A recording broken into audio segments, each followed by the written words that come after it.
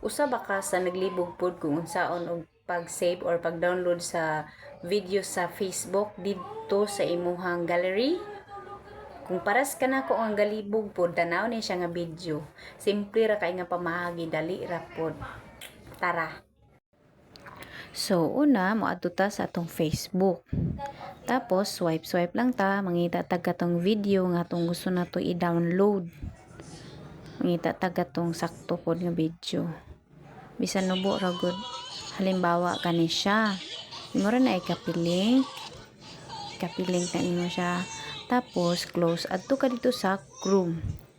Tapos sa Chrome imo kang mag-search dito sa taas og Facebook video downloader.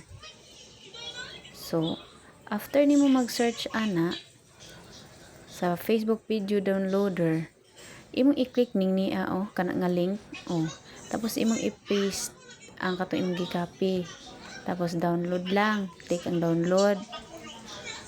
Tapos human ana i-click na pud ni siyang sa ubos kana na ang download video in normal quality.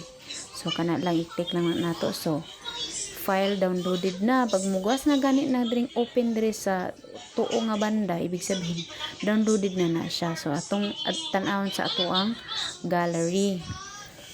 So naa na siya mga madam, downloaded na siya, naa na siya nakasave sa gallery. So I hope nga nakatabang ko sa inyo. Thank you for watching.